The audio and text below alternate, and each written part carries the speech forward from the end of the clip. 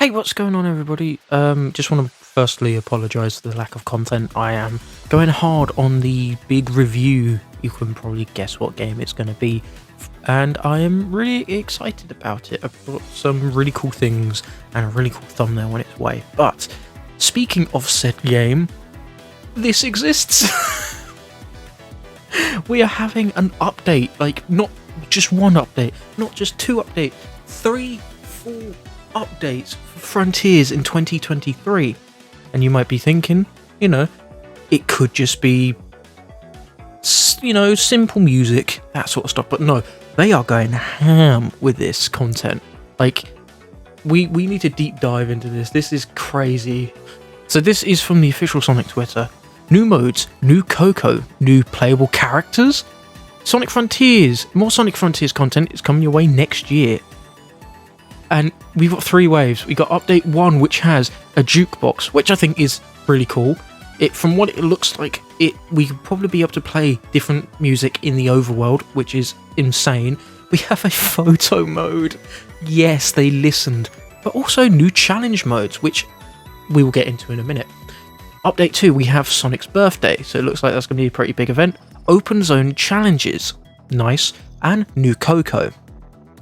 And update 3, with a really cool Sage render, new playable characters, and a new story. What? That is crazy. And yes, it does say at the bottom, the content and the content names are subject to change without notice. That's fair. But oh my god, they are keeping this game alive. They are not just leaving it out to dry like they did with Colors Ultimate. They are going full force with this. When they say that more DLC is coming, they meant it. And there is still a chance that more collaborations could happen, because this is updates. Yes, they are DLC and more content, but I put this in a different basket than that style of DLC with the Monster Hunter.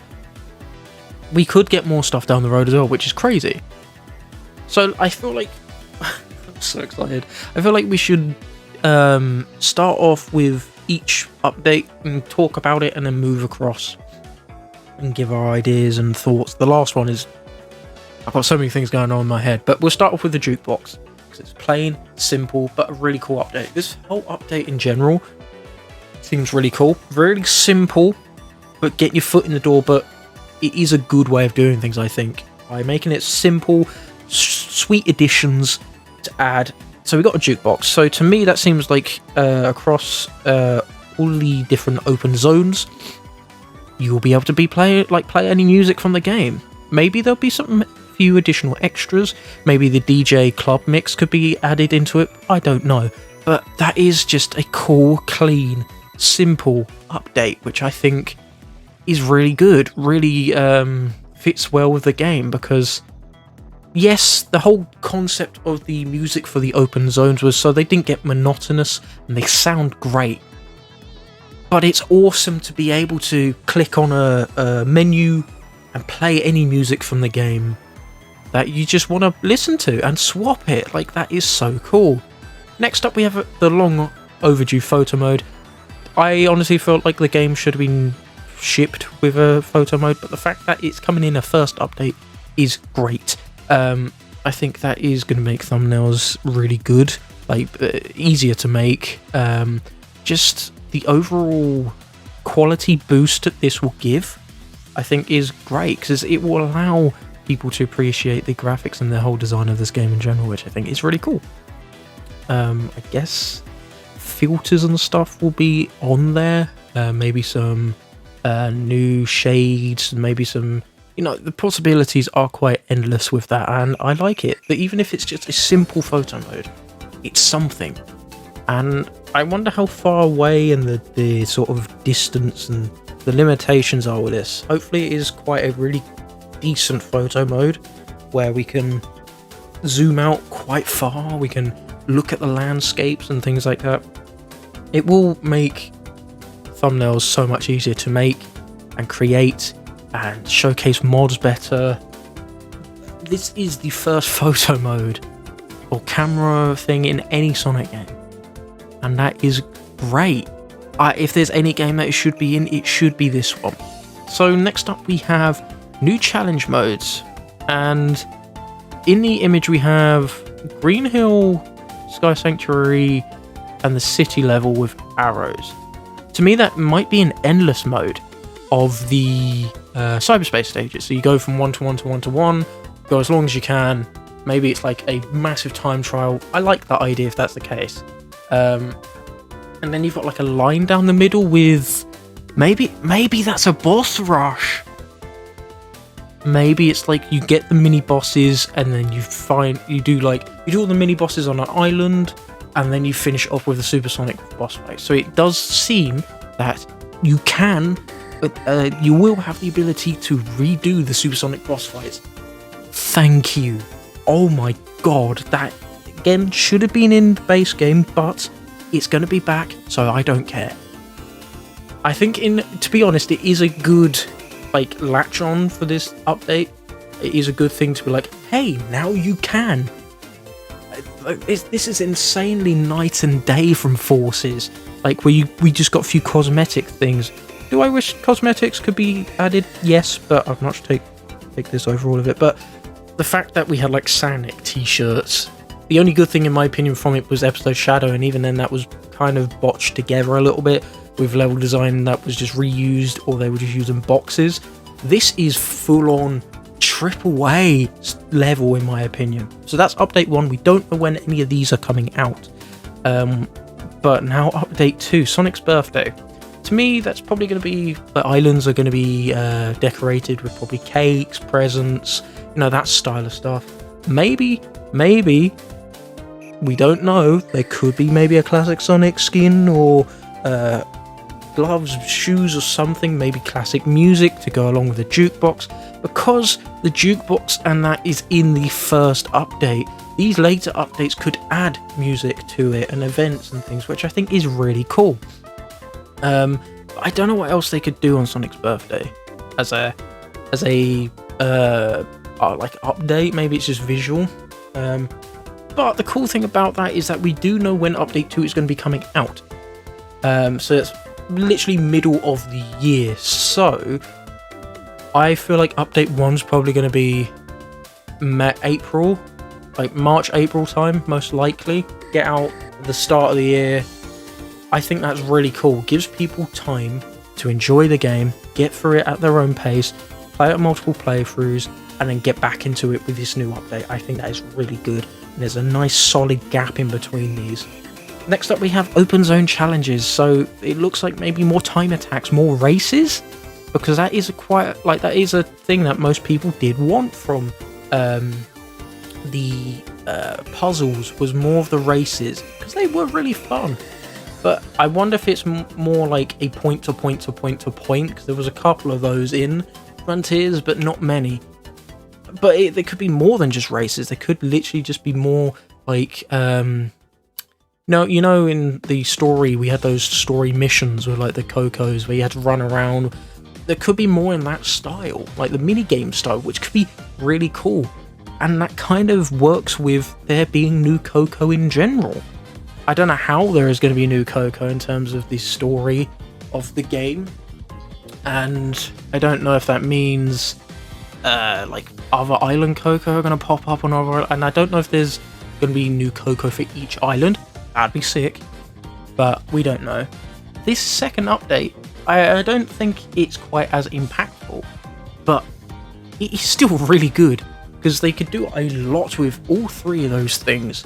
Like Sonic's birthday, they could add more cosmetics, more classic music. They could do a lot with it, and Sonic Team are usually really good at doing stuff relating to the birthday, which I think is really good. The open zone challenges, depending on how many there are, it's another escape from the open zone, because that's exactly what cyberspace did, and I'm really happy with that. It's a cool take on it. You don't have to, it's like another thing to do, and I love that so much. They're adding more to this world. New Coco, I don't really know what that entails. Is it just more to collect? I don't know how big of a deal that is really, because unless there's like a big update in regards to it, like there's more mini games or something like the open zone challenges, then maybe that could be the case. That would be cool. But I honestly feel like that is a really solid update. And then we get to update 3. Playable characters Tails, Knuckles, and Amy being playable, because why else would they show them? That is crazy, and I'm gonna say it. This is most likely going to be beta or testing for like gameplay and the feel of the characters for the next game, which could potentially be Adventure 3. I don't think it is, but which I think is genius. They're going back to how they did it with Sonic Jam and that open area and the 3D area.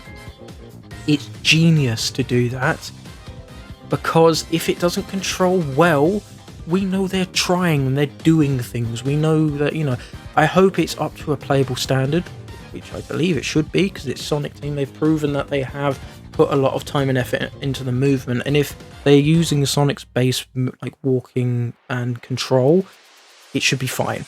I think they will be like at worst mid, and I feel like Knuckles will glide and climb because it was in the prologue. They made a reason, like they deliberately put it in the prologue, and like, oh my god, the fact that we will probably have an actual Tails out of a mech and him flying is crazy. This will be his 3rd 3D proper playable like debut, I guess, because the first one was obviously Sonic Adventure 1. Sonic Adventure 2 had him in a mech, so that didn't count, and then the last time was Sonic 06. How crazy is that? This boy has not been back as a playable character like in a platforming game since. That is crazy, and they're going full on with it. But not only that, there's a new story, and it seems maybe to regard Sage. So there's 2 things that are going through my head. Either it could be to do like cyberspace, maybe, or so I don't know how big this story will be, because obviously it's DLC. I don't imagine it to be insanely huge. Maybe like an hour long, hour and a half, 2 hours. I don't know. I don't know what would be a good length. But maybe it goes into Sage learning about the Ancients' technology and everything through cyberspace and how Eggman built her up. Or it could just be her time on the island. Could happen. I don't know how the playable characters will correlate to this new story. I doubt it's stuff after the game, because why would they go back to the island? You know? I mean, they'll probably find a way. If it happens, it happens. But Sage, again, spoilers, but Sage she doesn't have a body, a vessel, I guess, because obviously she sacrificed herself. But at the end, Eggman found her in the Zap world, that's what I'm going to call it, because that's what we all thought the logo was, and she's back. So maybe it's a redemption arc for her. I don't know, but I'm hoping to see more of the dynamic between her and Eggman, because that was absolutely beautiful. The other thing that I feel like could be cool about this new story in particular is that there is a slight chance that Ian Flynn could write it from get-go, because it is a new story. It's not like the full story, right? And with the full story, he penned it. So basically, he translated it from Japanese and added references and changed a few things to make it feel like the characters. And I think he did an absolutely amazing job. But I feel like he is best when he writes his own stories. And I feel like that there could be a big chance here that could be the case. He could be writing this. Again, I don't know, that's just me speculating, but oh boy, this is something I didn't expect whatsoever, and I'm so happy that they're putting so much time and effort into this game. I cannot be happier. Everything here is great. There's not a bad thing about any of this. We're getting playable characters again. in a 3D Sonic game. Like, what? And it's not one, it's not just two, it's three. And they're all characters that make sense with the base story. We will probably be able to play through Sonic Frontiers as these characters from start to finish. Maybe not, because I don't know how the cutscenes would work. Maybe they'll just get rid of them, but...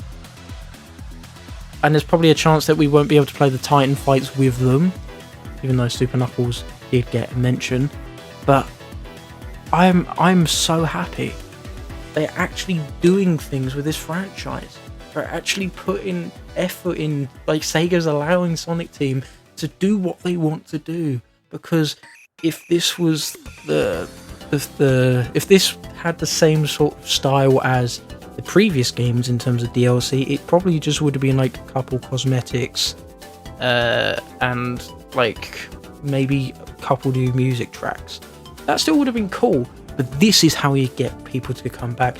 This is how you get the game to last for a while. And this is how you get people to buy the game more and give them a reason to. And I can honestly see them doing a Sonic Frontiers Ultimate Edition down the line. And yes, I would be paying, even though I have the game, I would be getting that physically. I feel like that would be a really good idea to have, once this is all over and done with, a game with all the DLC on the disc, sorted, and you just plug and play, put it in, go. And I think that'd be great. This is awesome. And I'm so happy that the big review is going to be coming out, because I'm in support of all of this, and my points still stay in place with how amazing the Sonic team is. So let me know what you all think about this amazing information down below, and if there's anything that you would like to have seen or added at all from the base game or fixed, because there probably are going to be quite big bug fixes along with these updates as well, which I think will be really cool.